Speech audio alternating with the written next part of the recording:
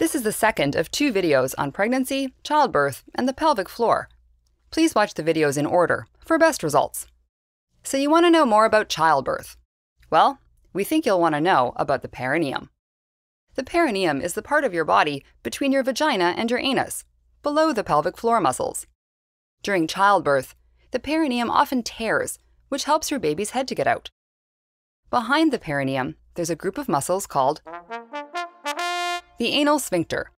When you're going through childbirth, the anal sphincter is a totally normal and frequent topic of conversation. The anal sphincter muscles are what help everyone to control pooping and passing gas. Now, during childbirth, these muscles can stretch or even tear. If a tear does happen, it will be a matter of degree. In a first-degree tear, just the skin inside the vagina or the perineum is involved, which might not even need a stitch. In a second-degree tear, the small muscles beneath the skin are involved, so it will need to be repaired. In a third-degree tear, the anal sphincter is involved. This requires surgery from a specialist. In a fourth-degree tear, the anus and the wall of the rectum are involved. This also requires surgery from a specialist and will be more extensive. So, how common are these perineal tears? Out of 10 women who give birth vaginally, 4 will have no tears and 6 will have some tears. Among women who have tears, 1 in 10 will have a third or fourth degree tear, called an obstetrical anal sphincter injury, or OASIS for short. To look for tears, your care provider should examine your rectum right after your delivery. OASIS can be hard to recognize, so this should be done carefully. If you've had a tear, it's good to know what degree it is, so you can make informed decisions and plan for the future. Women with OASIS can have more pelvic floor problems as they age. That's why pelvic floor care is important before and after childbirth. Your risk of OASIS depends on certain factors. OASIS is more common if you're diabetic, Indian or Filipina, or over age 30 when you give birth.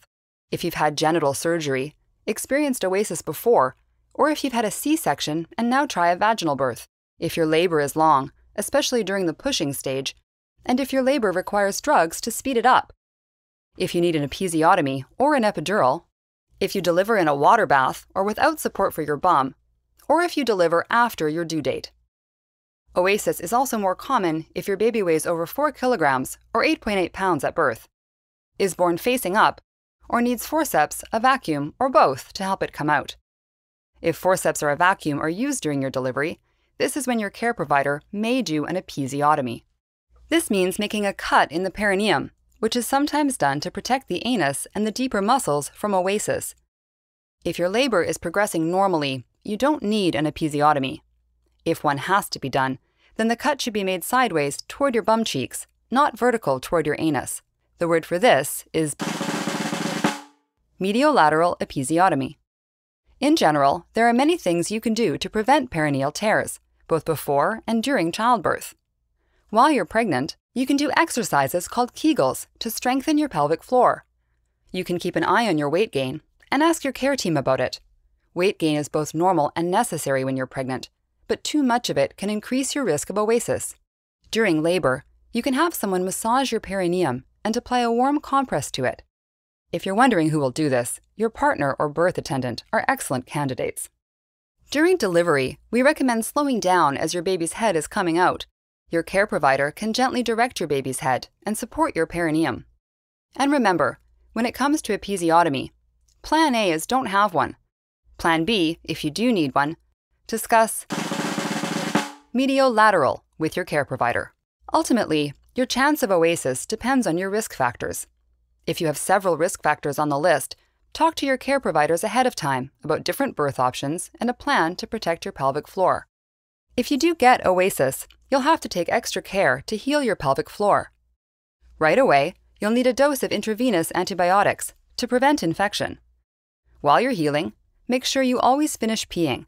If you feel like you can't, tell your care provider. Prevent constipation by taking laxatives. When you're healing from OASIS, pooping can be painful because of the swelling. Ibuprofen and acetaminophen are good for this pain and won't constipate you, so we recommend taking them. We also recommend doing Kegel exercises as soon as you feel comfortable after having your baby. These exercises will strengthen your pelvic floor. So remember, perineal tears during childbirth can happen, but can also be prevented. If you experience a tear, know what type it is and be proactive about healing. If pelvic floor symptoms persist after childbirth, get help. Pelvic floor symptoms are not just a normal part of aging. Kegel exercises can strengthen your pelvic floor. If you don't know how to do Kegels, watch our first video for instructions.